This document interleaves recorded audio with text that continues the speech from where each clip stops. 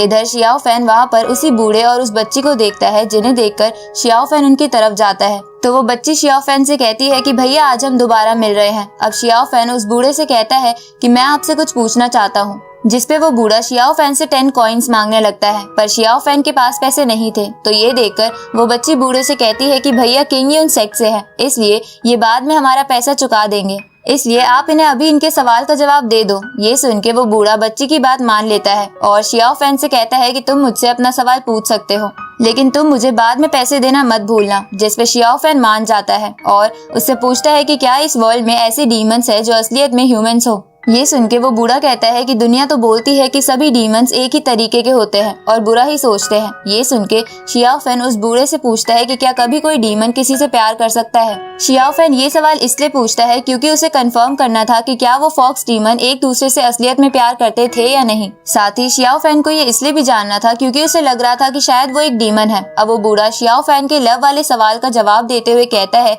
कि डीमंस भी अच्छे और बुरे होते हैं और उनमें भी सच्चाई की भावना होती है। ये सुन के शियाओ फैन उस बूढ़े से पूछता है कि तो फिर ह्यूमंस और डेविल्स लड़ क्यों रहे हैं। तो वो बूढ़ा इसका जवाब देने लगता है, पर तभी वहाँ पर बियाओ आ जाती है और शियाओ फैन को वहाँ से ले जाने लगती है, क्योंकि उसे लग रहा था कि वो बूढ़ा शियाओ फैन को कुछ उल्टा सीधा बता रहा है। अब ये देखकर वो बूढ़ा बियाओ से कहता है कि मैं इस बार सच बोल रहा हूँ क्योंकि मैंने इस बार पैसे नहीं लिए हैं। पर बियाओ उसकी बात नहीं मानती और शियाओ फैन को वहाँ से ले जाती है, जहाँ उसके जाने के बाद वो बच्ची उस बूढ़े से पूछती है कि केव में जाने के बाद भैया को क्या हो गया है, क्योंकि ये पहले तो ऐसे नहीं थे। जिसपे वो बूढ़ा कहता है कि ये बताना तो बहुत ही मुश्किल है। आगे शियाओ फैन, मोंक और बियाओ उसी शहर के एक होटल में आराम करने लगते हैं, पर शियाओ फैन को नींद नहीं आ रही थी, इसलिए वो होटल में घूमने लगता है। तभी वो देखता है कि बियाओ बारिश में एक पेड़ के नीचे खड़ी है। ये देखकर शियाओ फैन उसके पास जाता है और उसे अम्ब्रेला के नीचे करके उससे पूछता है कि तुम आराम क्यों नहीं कर रही हो। जिसपे बियाओ शियाओ फैन से पूछती है कि तुम भी तो आराम नहीं कर रहे हो। ये सुन के शियाओ फैन कहता है कि मुझे नींद नहीं आ रही है। जिसपे बियाओ उदास होते हुए कहती है कि कल तुम लियोबो माउंटेन पर चले जाओगे, पर मैं भी तुम्हारे साथ चलना चाहती हूँ। ये सुन के शियाओ फैन चौंक जाता है और बियाओ को इसके लिए मना करने लगता है, क्योंकि उस माउंटेन पर सारे अच्छे ह्यूमंस आने वाले थे और अगर उन्हें पता चल जाता कि बियाओ एक डीमन है तो वो उसे मार देते। लेकिन बियाओ शियाओ फैन से कहती है कि जब भी मैं अकेली होती हूँ तब मैं यही सोचती हूँ कि काश हम दोनों हमेशा के लिए उसी पहले वाली केव में फंसे रहते और वहीं एक साथ मर जाते, जिससे हमें साथ रहने का मौका तो मिलता। बियाओ ऐसा इसलिए कहती है क्योंकि वो शियाओ फैन से प्यार करती थी, लेकिन शियाओ फैन ये बोलकर उसकी बात टाल देता है कि वो एक डीमन है और वो डीमन से प्यार नहीं कर सकता। अब शियाओ फैन बियाओ से कहता है कि तुम ये सब बोलना बंद करो। ये सुन के बियाओ उसके अम्ब्रेला से बाहर आ जाती है और उससे कहती है कि तुम्हारे लिए ह्यूमंस के बीच रहना इतना इम्पोर्टेंट क्यों है। ये सुन के शियाओ फैन बोलने लगता है कि ह्यूमंस अच्छे होते हैं और डीमंस बुरे, पर तभी वो बियाओ की आंखों में आंसू देखता है, जो उसी के प्यार की वजह से रो रही थी। इसलिए शियाओ फैन उसे कुछ नहीं कहता और आसमान को देखने लगता है। थोड़ी देर बाद शियाओ फैन बियाओ से कहता है कि मैं तुम्हें लियोबो माउंटेन पर नहीं ले जा सकता, क्योंकि वहाँ कई सेक्ट के लोग आएंगे जो तुम्हारा सच जानकर तुम्हें मार सकते हैं, इसलिए तुम यहीं रुको, मैं जल्द ही वापस आ जाऊंगा। अब ये बोलकर शियाओ फैन वापस अपने कमरे में जाने लगता है, जहाँ जाते जाते वो बियाओ से कहता है कि आगे से भूलकर भी मरने की बात मत करना। अब शियाओ फैन अपने कमरे में जा ही रहा था कि तभी वहाँ छुपकर उन दोनों की बातें सुन रही बियाओ की आंट शियाओ फैन पर अटैक करती है, लेकिन बियाओ उस अटैक को ब्लॉक कर देती है। ये देखकर बियाओ की आंट समझ जाती है कि बियाओ शियाओ फैन से प्यार करने लगी है और वो उसकी जान बचाने के लिए खुद की जान भी दे सकती है। अब बियाओ की आंट उसे अपने सेक्ट में वापस ले जाती है, क्योंकि बियाओ के डैड को उससे कुछ बात करनी थी। अगली सुबह शियाओ फैन और मोंक उस होटल से निकलकर होटल का बिल देने लगते हैं, पर उन्हें पता चलता है कि उनका बिल तो बियाओ ने पे कर दिया है। साथ ही उन दोनों को होटल का ओनर बताता है कि पिछली रात बियाओ बारिश में भीगते हुए अपनी आंट के साथ यहाँ से चली गई थी। ये सुन के शियाओ फैन खुश हो जाता है, क्योंकि उसे लग रहा था कि ये बियाओ के लिए अच्छा ही है कि वो यहाँ से चली गई। अब वो मोंक शियाओ फैन से कहता है कि मैं तुम्हारे साथ लियोबो माउंटेन पर चलना चाहता था, पर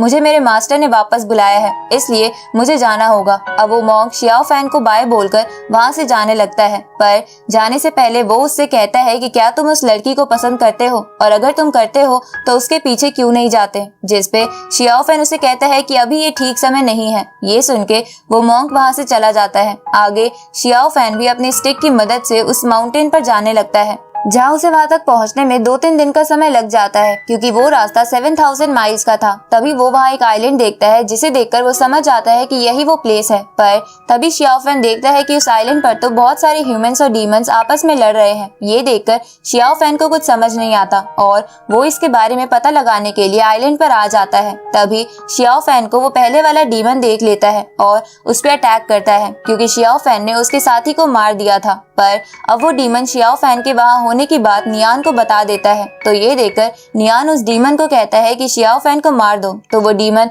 लगातार शियाओ फैन पर अटैक करने लगता है पर शियाओ फैन उसे दूर फेंक देता है। ये देखकर नियान का एक सर्वेंट शियाओ फैन पर अपनी स्वॉर्ड से अटैक करता है लेकिन शियाओ फैन उसे भी पीछे हटा देता है। तो वो हंटर वाली डीमन और फैन वाला डीमन एक एक करके शियाओ फैन पर अटैक करते हैं लेकिन शियाओ फैन उन दोनों से बच जाता है। तो ये देखकर वो दोनों नियान के सर्वेंट के साथ मिलकर शियाओ फैन को मारने के लिए उसकी तरफ बढ़ने लगते हैं। पर तभी वहाँ सॉन्ग, जोई और वो डाइस वाला बंदा आ जाता है जो तीनों मिलकर शियाओ फैन को बचा लेते हैं क्योंकि बिग बैम्बू पीक के स्टूडेंट्स भी यहाँ आए हुए थे। अब उन सबको देखकर नियान कहता है कि तुम लोग यहाँ आ तो गए हो पर मैं तुम्हें यहाँ से जाने नहीं दूंगा। इसके बाद वो सभी डीमंस अलग अलग होकर शियाओ फैन और उसके दोस्तों से लड़ने लगते हैं जहाँ शियाओ फैन अपने वाले उस डीमन का वेपन भी तोड़ देता है। तभी वो देखता है कि जोई मुसीबत में है तो वो जोई की मदद करने के लिए उसके साथ हंटर वाली डीमन के साथ लड़ने लगता है। तो ये देखकर वो सारे डीमंस एक साथ खड़े हो जाते हैं जहाँ नियान बाकी सबसे कहता है कि अगर हम इन बच्चों को नहीं हरा पाए तो हमारे ब्लड रिफाइनिंग हॉल का नाम डूब जाएगा। अब ये सुन के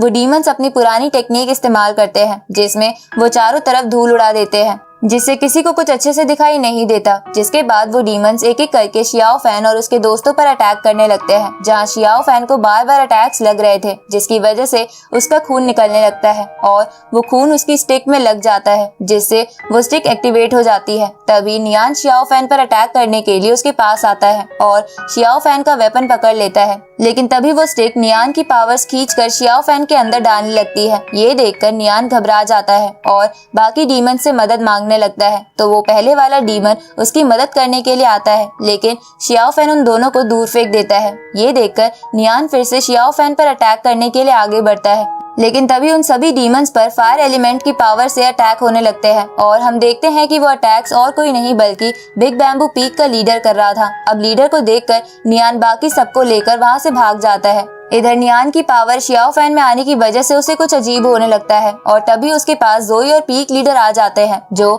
शियाओ फैन को अपने साथ उस प्लेस पर ले जाते हैं जहां वो सब रुके हुए थे। जहां शियाओ फैन को देखकर पीक लीडर की बीवी को भी अच्छा लगता है। तभी वहां जिन्यू आ जाता है और शियाओ फैन को मारने लगता है क्योंकि शियाओ फैन लास्ट टाइम उसे बिना बताए और बिना बाय बोले ही ब्लड रिफाइनिंग हॉल में चला गया था जिसकी वजह से जिन्यू को उसकी चिंता हो रही थी। तो शियाओ फैन उसे शांत करता है जिसके बाद जिन्यू शियाओ फैन से कहता है कि मैं फिलहाल अपनी ट्रेनिंग पर ध्यान दे रहा हूँ और जब मैं ताकतवर बन जाऊंगा तो हम दोनों मिलकर सभी डीमंस को मार देंगे।